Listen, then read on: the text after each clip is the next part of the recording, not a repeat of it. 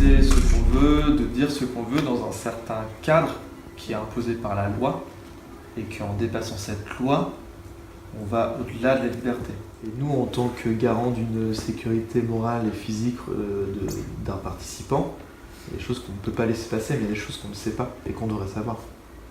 Et du coup, ces mots-là qui doivent normalement tenir la société qui est la nôtre, on les rejette sans se poser la question forcément de ce qu'ils veulent vraiment dire. Et du coup, quand on nous parle de valeurs de la République, etc., ça nous fait marrer, parce qu'on se dit non mais c'est quoi les valeurs de la République, sachant que le respect, eux ne nous respectent pas. Enfin, et on ne va pas dans la profondeur vraiment du sens, et du coup on rejette un tout dont ces mots-là, qui sont les trois mots, c'est quoi Liberté, égalité, fraternité. Ouais. Il y a deux aspects. Moi, je pense qu'il y a deux aspects. Le premier aspect, je pense qu'il y a une méconnaissance de la part des travailleurs sociaux du concept théorique de la laïcité. Donc, à partir de ce moment-là, je ne vois pas très bien comment ils peuvent le mettre en pratique. Ce qui revient à dire aussi que peut-être que dans les centres de formation, il serait intéressant d'aborder, d'approfondir à la fois le concept de la laïcité, des valeurs républicaines et démocratiques. Moi, je pense que à l'heure actuelle, il y a un manque d'information et de formation à ce niveau-là, parce qu'effectivement, aujourd'hui, on a affaire à un nouveau public, un public émergent, un public qui se radicalise, un public qui perd ses repères et dont ils ont vraiment besoin d'être réintroduits dans des valeurs républicaines et laïques. Et là, effectivement, j'ai vu des éducatrices et des éducateurs de travailleurs sociaux être désarmés face à des expressions un petit peu virulentes de la part de certains jeunes, notamment sur ce qui se passe, sur Charlie, sur les attentats, certains cautionnés, d'autres pas, etc. Effectivement, on a pu voir des gamins dire « Vive les frères Kouachi » par exemple, et une éducatrice à LECS me dire « J'ai été désarmé, j'ai pas su quoi répondre, j'ai été pris de court ». Donc là, on voit un manque de réactivité, peut-être manque aussi de connaissances théoriques pour essayer de désamorcer ce type de discours un peu radical. Moi, quelle porte d'entrée? Comment aborder? Aujourd'hui, si on parle à un jeune de laïcité, un jeune arabo-musulman, mais vraiment bien ancré dans sa religion, pour lui, laïcité est contre l'islam, est antinomique. Donc, à partir de ce moment-là, comment l'animateur qui est dépossédé d'une culture théorique de certains concepts, comment lui peut désamorcer ou amorcer une discussion avec un gamin sur les principes de la laïcité? Est-ce que c'est compatible ou pas avec le fait religieux? Oui, faut-il encore avoir des appuis théoriques? Des définitions claires. Tout à fait, tout à fait. Et je pense que c'est ça, la résistance est liée au fait qu'il y a une méconnaissance et une peur d'engager des discussions et de ne pas forcément la gérer, la conduire ou avoir tout simplement la réponse à leurs questions. Le centre de formation, effectivement, j'ai eu des retours et j'ai pu voir aussi, moi, des animateurs afficher clairement et sans état d'âme leurs pratiques religieuses, voire même des conseils religieux, alors que le principe de neutralité n'est pas du tout respecté. Alors c'est vrai que le principe de neutralité doit être une obligation dans les services publics, mais de mettre des animateurs qui s'affichent ouvertement, religieusement et affichent des pratiques devant des jeunes sur des territoires comme Roubaix, Tourcoing ou Lille. Avec des reproches. Oui, voilà, et souvent qui reprochent à certains gamins de ne pas faire sa prière, de ne pas se comporter au regard des principes islamiques, etc. Moi, je pense qu'il y a une grande dérive. Alors, comme je vous ai dit précédemment, c'est pas lui que j'incrimine, mais la personne qui l'a recruté, qui n'a pas eu le souci d'avoir été clair dans le recrutement. Parce que ça, c'est important, parce qu'un gamin s'identifie souvent des animateurs. J'étais éducateur pendant une quinzaine d'années, effectivement. Il y a un processus d'identification du jeune vis-à-vis de l'éducateur, et si nous, on n'a pas, cette exemplarité, si on a des comportements déviants, des discours déviants, effectivement, on a vite fait d'amener avec nous en dérive le public avec lequel on travaille.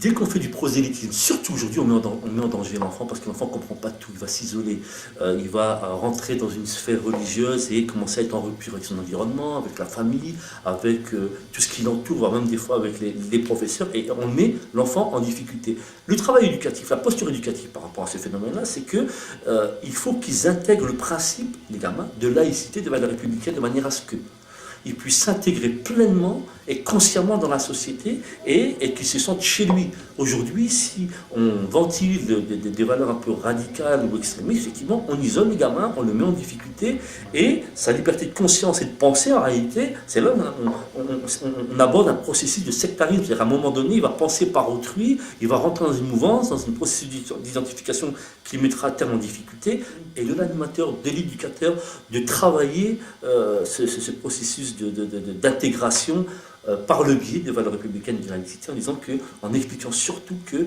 ce n'est pas antinomique.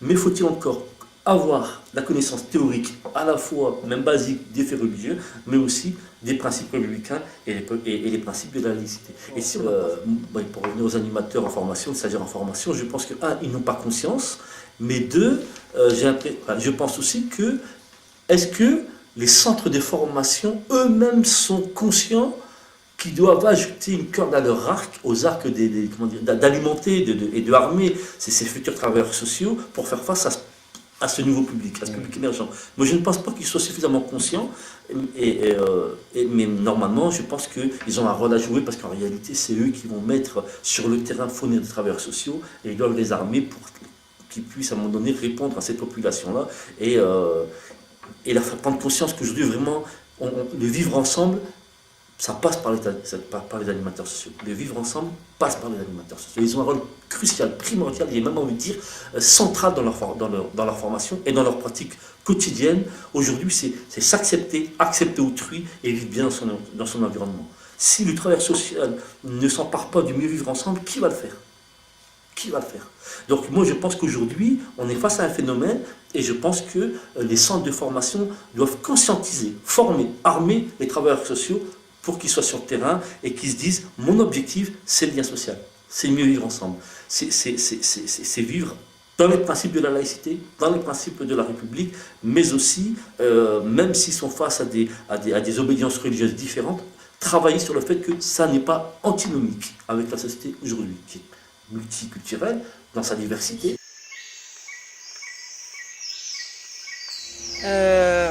Le cirque est un art qui s'enseigne dans le respect de la personne. Donc tout ce qui est en rapport avec la connaissance de soi et le respect des autres, c'est primordial, c'est la base. Autant pour le référent, l'initiateur, par rapport à ses bases d'apprentissage quand il prépare un diplôme type BPGEPS, que pour celui qui reçoit l'enseignement. On ne travaille pas en dehors de ça. Tout en partant du principe que si on apprend à se connaître, donc on apprendra à mieux connaître l'autre. Un ensemble, c'est un tas de personnes qui constituent, mais qui sont aussi importantes individuellement, qu'ils vont former le groupe en étant ensemble. Donc l'être ensemble, le cœur, le corps, il faut apprendre d'abord à se connaître pour mieux aborder l'autre. Et surtout des savoir-être qui privilégient l'autonomie, la responsabilité et la capacité de choix et d'action. Donc on replace ça dans la société. Je pense qu'un humain bien constitué, c'est ça. C'est savoir être autonome, prendre ses actions, choisir, être et assumer ses choix. Alors, en quoi le cirque est parallèle aux valeurs de la laïcité ? C'est que les valeurs du cirque sont là pour apporter une certaine entraide, un amusement, une estime de soi-même, aussi une confiance aux autres. Alors, dans le cirque, l'égalité est quand même assez importante, car on n'est pas là pour se moquer des autres. Justement, on est là plutôt pour s'entraider. On est là à apprendre des autres. On est là aussi pour valoriser l'enfant. Alors sur ce projet mini-camp, en fait, le but c'était aussi déjà de changer d'horizon pour les enfants. Car il y en a certains ou certaines qui ne partent pas en vacances. Du coup, on leur a proposé à un tarif assez bas de partir en vacances, en mini-camp, partir à l'aventure. C'était aussi l'occasion de pratiquer les arts du cirque autrement. Par exemple, on est sur un superbe site qui est le Centre régional des arts du cirque à Lomme, où on a pu pratiquer tout ce qui est machinois, trapèze, et on rencontre aussi les initiateurs du cirque de Lomme. On a même rencontré.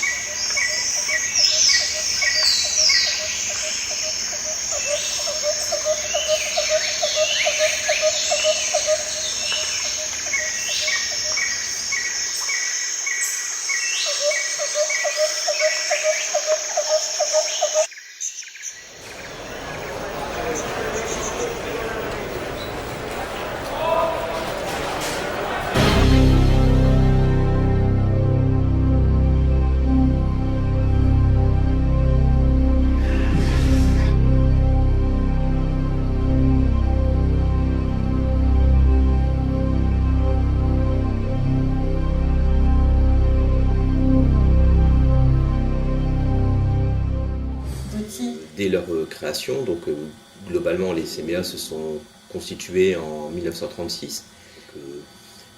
Si on parle de...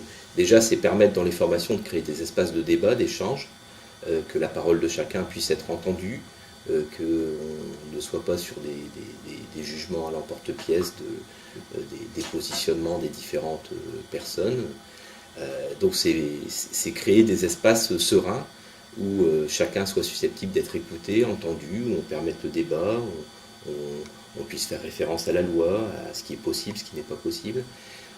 Donc alors ça réfère à une autre pédagogie auquel on est très attaché au CMA, c'est la pédagogie institutionnelle, donc voilà, qui a un lien aussi avec l'éducation nouvelle. Pédagogie institutionnelle qui permet de créer des espaces sereins d'échange, de débat, de dialogue. Ça, c'est ce que chaque formateur doit créer dans toute formation qu'il met en place. Après, pour nous, la laïcité, c'est le droit à chacun de croire ou de ne pas croire, mais que le fait qu'on ait une religion ne vienne pas empêcher le dialogue avec les autres, ne vienne pas porter des jugements sur les agissements des autres. Voilà. Que chacun ait son droit de parole, prenne du recul et puisse s'exprimer librement. Voilà un petit peu ce qui est. Donc déjà, c'est créer en fait une ambiance de travail avec des institutions qui vont exister au sein de les formations pour permettre des moments de régulation, apprendre à s'exprimer, apprendre à respecter la parole des autres. Enfin, tout ça, ça nous semble être aussi des moments d'apprentissage au sein de nos formations. Et qui permettent aussi aux stagiaires de regarder une culture autrement, de regarder des coutumes autrement, de pouvoir avoir du recul sur ce qui demain peut être leur quotidien quand ils vont travailler dans des quartiers, avec des communautés, ne pas avoir des jugements à l'emporte-pièce sur l'ensemble de ce qu'ils peuvent découvrir. Voilà, les actions nationales, j'en citerai, il y en a deux qui me semblent fondamentales aujourd'hui. La première, c'est celle autour des médias, parce qu'aujourd'hui, on sent la question de l'information, parce que les valeurs de la République, il y a la question de la compréhension de son environnement, la compréhension des informations qui nous parviennent. Il y a eu après chaque attentat des théories du complot qui sont nées sur Internet. C'est l'éducation populaire, comment elle s'en empare, comment on arrive à décortiquer tout ça, comment on arrive à permettre à chaque citoyen de mieux appréhender, en fait, mieux comprendre, mieux décrypter l'information. Donc ça c'est des choses sur lesquelles on a beaucoup travaillé, autour des réseaux sociaux. Est-ce qu'on trouve de l'information sur les réseaux sociaux aujourd'hui, qui est le premier lieu d'information des jeunes, les réseaux sociaux. Ils ne se tournent plus vers les médias traditionnels, mais ils s'informent entre eux. Donc voilà, c'est comment on travaille avec eux. Donc là, on a créé des dispositifs au niveau national qui existent de formation pour permettre d'accompagner des groupes de jeunes autour des web journalistes. Voilà, c'est comment on peut être journaliste dans son quartier, comment on apprend à construire de l'information. Donc là, c'est des dispositifs qui existent. Et le deuxième, c'est un site qui existe depuis très longtemps, qu'on n'a pas fait seul, mais qu'on fait en partenariat avec la Ligue de l'enseignement et les Francas. C'est la laïcité expliquée aux éducateurs, qui est un site qui donne des réponses concrètes aux éducateurs au sens large du terme sur les principes de la laïcité et comment on peut faire au quotidien pour répondre à des questions concrètes, alimentaires, vestimentaires, etc., d'accueil de personnes qui souhaitent vivre leur religion. Quand c'est hachis parmentier, la personne qui ne mange pas de viande, alors aujourd'hui, quand je dis la personne qui ne mange pas de viande, ça peut être une décision qui est en lien avec sa religion, mais ça peut être aussi une décision philosophique, personnelle, je veux dire, aujourd'hui, voilà. Cette personne-là, si c'est hachis parmentier ou si c'est moussaka, c'est-à-dire qu'elle ne mange pas du tout, quoi. Voilà. Donc, et on se rend compte au fur et à mesure, parce qu'on a dans chaque stage, il y a des moments d'analyse ce qu'on appelle analyse de pratique, où les gens échangent sur leurs pratiques, les difficultés qu'ils ont rencontrées. On se rend compte que il y a parfois on est dans des systèmes très aberrants, c'est-à-dire où on va jeter quasiment la totalité des repas, parce que on est dans des quartiers où une majorité du public qui fréquente le centre de loisirs, pour des principes religieux, ne va pas consommer de viande. Donc du coup, on va jeter la totalité du plat et les enfants ne vont pas manger.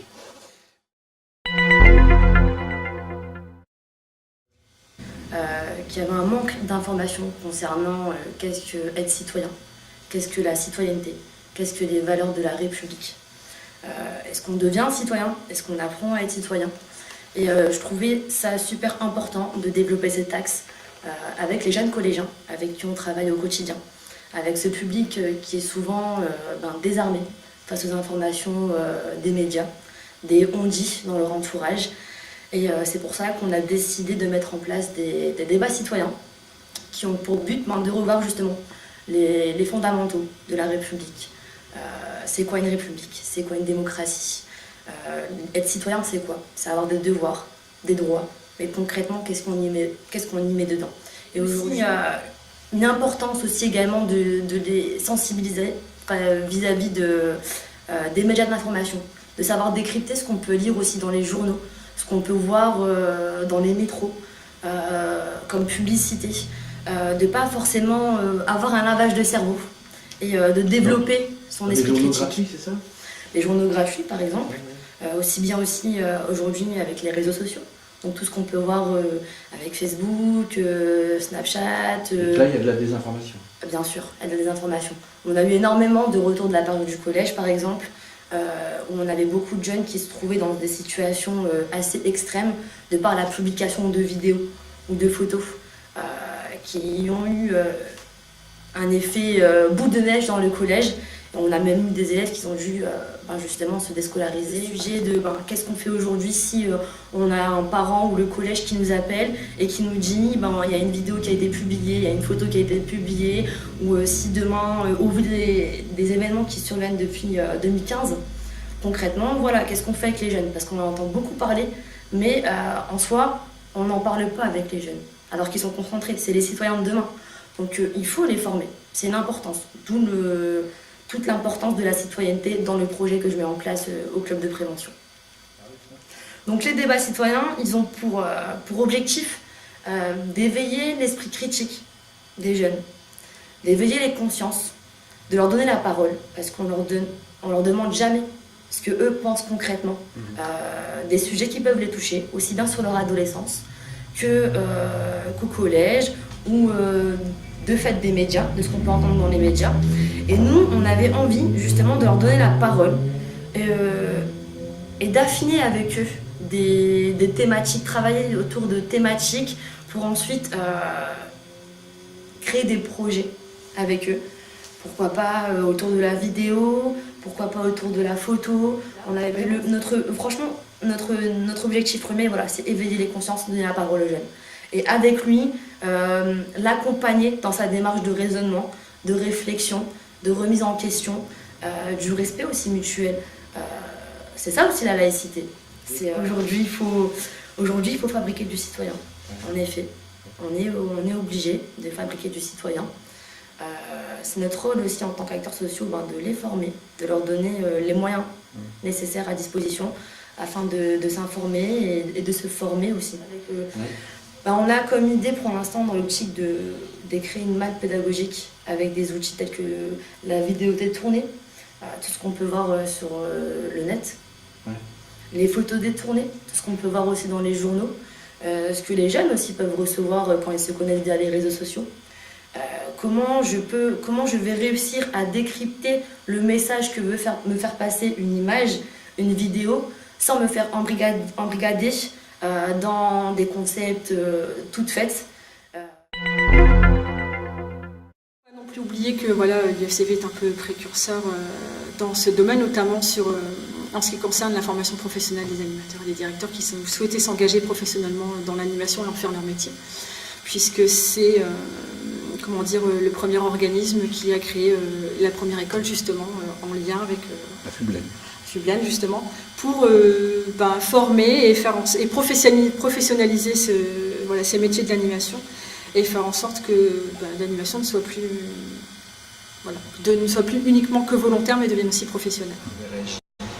Alors le lendemain, j'ai accueilli un public de 12 ans qui forcément nous ont demandé si nous avions vu ce qui s'était passé la veille. Ma réaction c'était dans le dialogue, c'est-à-dire que je leur ai expliqué avec des mots simples qu'effectivement s'était passé des choses terribles, graves, parce que je ne pense pas qu'il faille leur mentir, mais j'étais aussi dans une démarche de les rassurer en expliquant que les forces de l'ordre faisaient leur travail, pour le côté sécuritaire, ils étaient aussi vraiment être... Les remettre en sécurité. Voilà.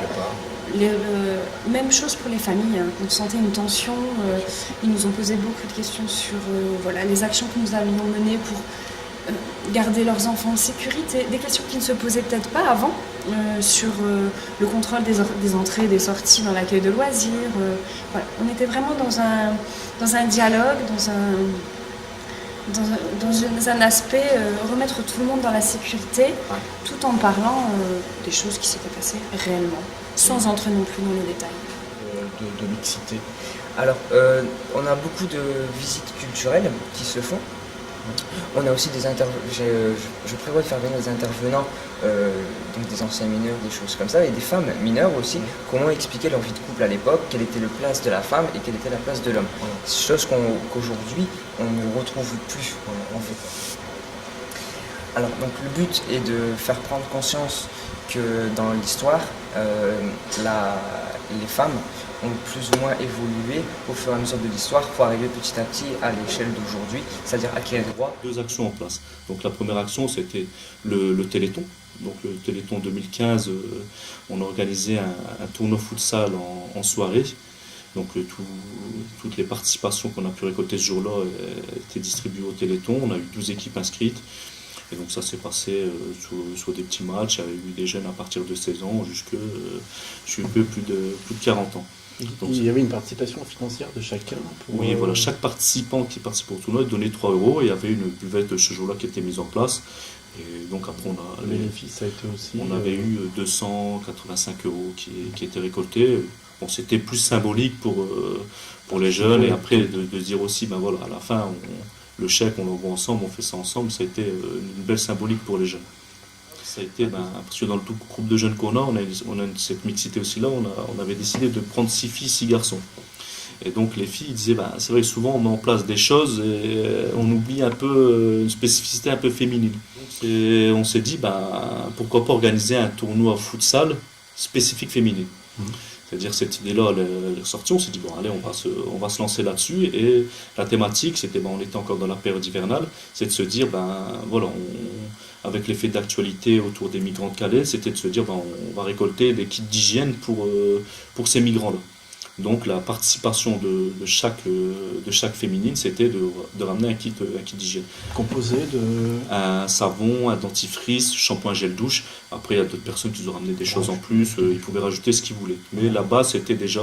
Vous avez rassemblé combien de kits? On a rassemblé 60 kits. Qui ont été confiés Qui étaient confiés à l'association Énergie sur Roubaix, qui après, eux, l'ont transmis à l'association Selem sur Calais, qui s'occupe des migrants.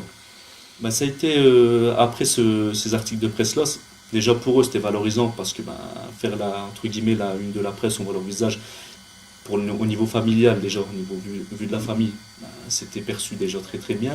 Au niveau des voisins, donc quand on les a vus, je t'ai vu dans le journal, donc ça s'est fait aussi bien. Et après, c'est se balader un peu dans le quartier, ils ont pu discuter avec d'autres copains aussi, valorisation aussi au niveau des autres jeunes. Ça s'est bien passé. Après, pour les autres aussi qui sont ici au lycée Milzola, au lycée aussi, ils en ont parlé, de dire on t'a vu, tu as fait ça, c'était bien. Donc il y a une émulation qui s'est faite, ça les a mis aussi un peu en avant. Voilà, et pour eux, c'était une belle valorisation, une belle mise en avant, et c'est ce qui était recherché. Avec l'opération. Voilà, la deuxième avec les étape, voisins. c'était de se dire, on a valorisé les jeunes. Deuxième étape, c'est de se dire maintenant, on les a valorisés, on va toucher un échantillon de personnes qui se disent souvent que les jeunes, ils sont un peu fainéants, qu'ils ont une mauvaise image des jeunes. Donc nous, c'était les personnes âgées. On a sur le quartier une petite résidence de dominos avec des petits jardins, et c'est des personnes âgées qui sont des fois à mobilité réduite ou des choses qui n'entretiennent pas forcément leur jardin. Donc on a été les rencontrer avec des bénévoles du centre, de dire on a un projet à mettre en place avec des jeunes qui viendraient chez vous pour travailler, refaire un petit peu première étape les jardinages. Là maintenant c'est vrai que par moment on a pu être appelé, il y a une petite dame âgée qui était là en appartement qui va habiter dans les dominos, de se dire est-ce que vous pouvez venir avec 2-3 jeunes pour faire le déménagement. Donc avec 2-3 jeunes on y va, on fait le déménagement, on accompagne cette dame âgée là dans son déménagement, parce que des fois c'est des personnes âgées qui sont ils sont isolés, ils n'ont plus de famille, les enfants ils habitent loin, donc ils se retrouvent vraiment tout seuls. Donc faire un déménagement, c'est le grand chambardement pour eux, donc on les accompagne aussi sur ce projet-là. Donc même le bailleur social qui est là sur le quartier, s'il voit que des personnes qui sont vraiment en difficulté, il n'hésite pas aussi à venir pour dire on a une famille là, une personne âgée qui est là, on va les faire passer en domino, est-ce que c'est possible de venir, de faire des déménagements. C'était de se dire, on a touché un échantillon qui était les personnes âgées de Beaulieu. On s'est dit, on va essayer d'organiser une manifestation où on toucherait le maximum de public, donc avec une grosse mixité au niveau de ce public-là. Et on s'est dit comment les accrocher. C'était l'Euro 2016, donc le foot, on s'est dit c'est un bon vecteur pour accrocher tout ça. Et après, le deuxième angle, c'était les enfants. Souvent, dès qu'on touche les enfants, derrière on a le papa, la maman, le grand-père, la grand-mère, les tatas. Et donc on s'est dit, on va organiser ce que nous on appelait le Festi-Euro pour les enfants. Peut-être plus qualifié que moi pour le faire, mais globalement, la Ligue a porté ce concept de la laïcité, et ça s'est matérialisé avec la loi de 1905, avec la séparation de l'État et de l'Église, et notamment aussi par le combat qu'a mené la Ligue autour de l'école publique, souhaitant qu'elle soit gratuite et obligatoire pour tous. Donc dans l'ensemble de ces combats, la Ligue a été animée à porter ce concept de laïcité qui finalement a peut-être avec les années été considéré comme acquis, et les événements qu'on a vécus et connus l'année dernière, assez brutaux et dramatiques, ont fait ressortir cette idée de laïcité comme peut-être le rempart à tous les maux que l'on pouvait rencontrer au sein de notre société. Il est évident que le constat de Jean Massé, en plein 19e siècle, est encore plus valide aujourd'hui. Ce vieil esprit, il faut le faire revivre. Cet esprit-là n'a pas disparu. Il est seulement imperceptible, inaudible. Il s'épanouit dans le silence, la solidarité, même s'il peut aussi être vaincu par l'indifférence.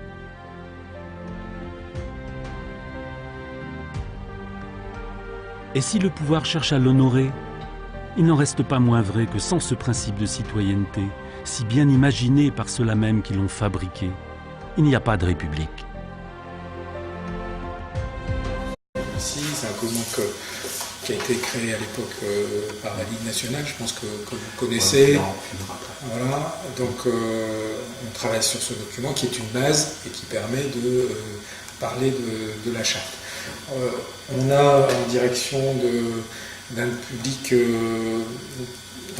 empêché, on appelle le milieu pénitentiaire, où on intervient autour de cette notion de laïcité. On intervient dans les services civiques, dans les formations services civiques, autour de cette question-là. On intervient donc à l'école, aussi dans les formations bénévoles et dans la formation d'animation volontaire. De plus, maintenant, nous avons conçu des petits modules de formation qui sont établis en fonction du public, BAFA, BFD ou formation professionnelle, que nous mettons en place. Sur les formations BAFA, c'est plus une réflexion qui est mise en place à travers des petits jeux et un petit quiz laïcité où on leur apporte surtout une information simple et qui ne prête pas à interprétation, puisque c'est une référence à chaque fois au texte légal. Et ensuite, en BFD, il y a une plus grande réflexion avec des questions qui sont un peu plus, j'allais dire, mordantes, pour que la réflexion apporte un vrai débat entre ces stagiaires qui sont plus matures et qui ont plus de responsabilités.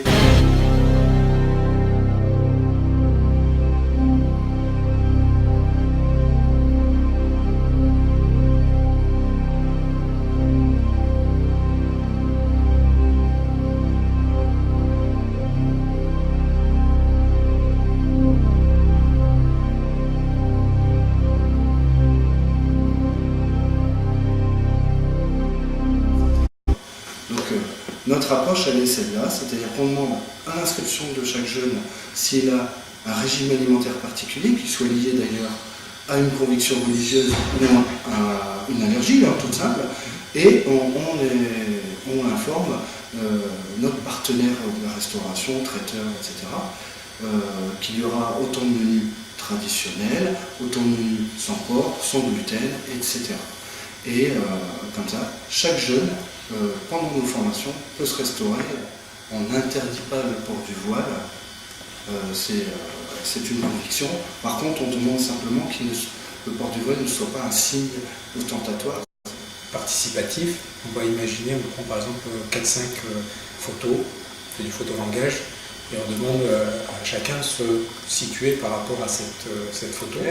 Et si on peut avoir quelqu'un, si on parle du racisme, eh bien, une fois que cette discussion a été entamée, on peut, dans une deuxième étape, faire venir quelqu'un qui a un sociologue, une association de lutte contre le racisme, par exemple, qui va apporter des éléments un peu plus concrets et qui peut relancer une discussion. Donc on n'est pas sur naturellement, on n'a pas pris en compte les évolutions et on a mis un petit peu la poussière sous le tapis en se disant les choses vont se régler. L'intégration des populations autour de leur religion, de leur origine va se faire naturellement à travers l'école en particulier, mais à travers la société civile. Je pense qu'on a plutôt péché par défaut. On n'a pas voulu s'opposer quand on a senti des tensions, plutôt que de les mettre sur la table et de tenter d'échanger, de discuter. On s'est dit, on va fermer les yeux, on va laisser faire, et on a eu des prières dans les rues, on a eu dans les caves ces origines-là, et on ne les a pas vraiment traitées. On a simplement dit, c'est la laïcité, vous n'avez pas le droit, il faut aller dans la rue, c'est une affaire privée. Donc on n'a pas vraiment traité, on a tenté de mettre de côté ou pas en parler. Et c'est, je pense, ça qui nous rattrape aujourd'hui. Non, on apprend de nos erreurs, mais aujourd'hui, de manière autoritaire, mais on va le régler autour d'une table par rapport à des concepts, des valeurs. Il faut qu'on les partage, donc il faut qu'on les discute, ces valeurs. Et puis les valeurs, elles ont à un instant T une certaine force, mais elles peuvent évoluer, sinon c'est du jour. Peut-être que nos prédécesseurs avaient cette habitude de combat, parce qu'ils avaient des combats à mener, et ils avaient cette habitude de débattre des situations. Et peut-être qu'à un certain moment, on a pensé que tout était acquis.